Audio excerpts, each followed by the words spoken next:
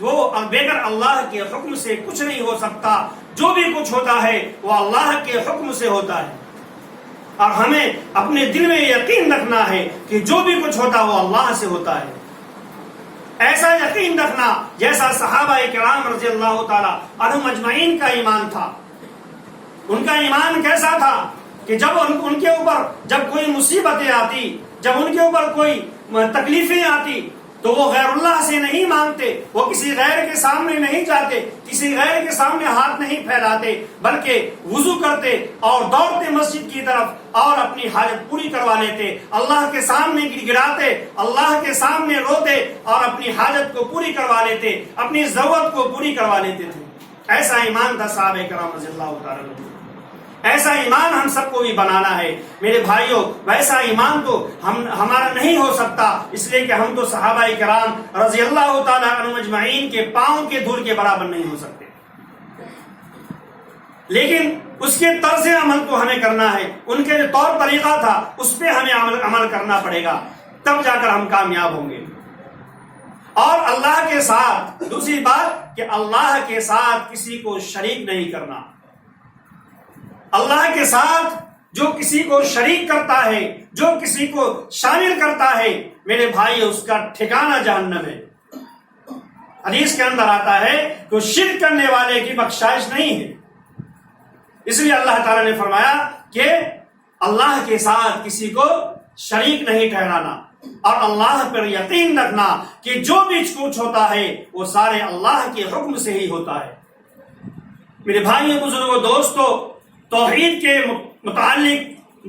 کے تعلق سے قرآن کریم کے اندر بہت سی آیتیں آئی ہیں، بہت سی آیتیں ہیں. ایک آیت ہے سورۃ البقرہ کے اندر، یا ایھا الناس اعبدوا ربکم الذی خلقکم والذین من قبلکم لعلکم تتقون الذی جعل لکم الارض فراشا والسماء بناء وانزل من السماء ماء فاخرج به من الثمرات رزقا لکم فلا تجعلوا للہ اندادا وانتم تعلمون. اس آیت کے اندر اللہ تبارک و تعالی فرما رہے ہیں، اپنے بندوں سے کہہ رہے ہیں، اپنے بندوں سے مخاطب ہو کر کہہ رہے ہیں کہ اے لوگو تمہارا رب اور تم سے پہلے جو لوگ گزر چکے ہیں اس کا رب میں ہی ہوں. تمہارا بھی رب میں ہی ہوں اور تم سے پہلے جو لوگ گزر چکے ہیں اس کا بھی رب میں ہی ہوں. اور میرے سامنے ہی سجدہ کرنا، میرے حکم پر ہی سجدہ کرنا، کسی غیر اللہ کے سامنے سر نہ جھکانا. اور اللہ تبارک و تعالی فرماتے ہیں کہ اے لوگو، ہم ہی نے تمہارے لیے زمین کو فرش بنا دیا، آسمان کو چھت بنا دیا اور تمہارے لیے زمین سے طرح طرح کے پھل اور میوے پیدا کیے جس سے تم فائدہ اٹھا رہے ہو.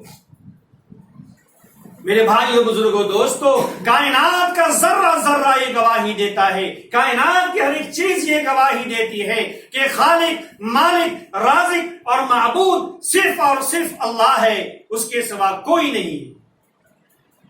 عرب کے ایک بدو سے کسی نے اللہ کی وحدانیت کا ثبوت پوچھا. عرب کے بدو کہتے ہیں، دیہات کے لوگ جو ان پڑھ جاہل لوگ تھے ان کو بدو کہتے ہیں. دیہات کے لوگ بالکل کچھ معلوم نہیں اسے.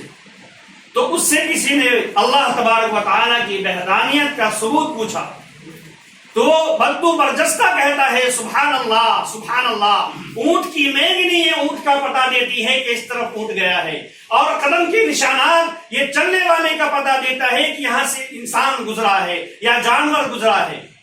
کیا یہ اتنا بڑا آسمان، یہ اتنی بڑی چوڑی چکلی زمین، یہ ٹھاٹھے مارتا سمندر، یہ اونچے اونچے پہاڑ، کیا یہ اللہ کی وحدانیت کا، کیا یہ اللہ کے ایک ہونے کا اقرار نہیں ہے؟ کیا یہ اللہ کے ایک ہونے کا ثبوت نہیں ہے؟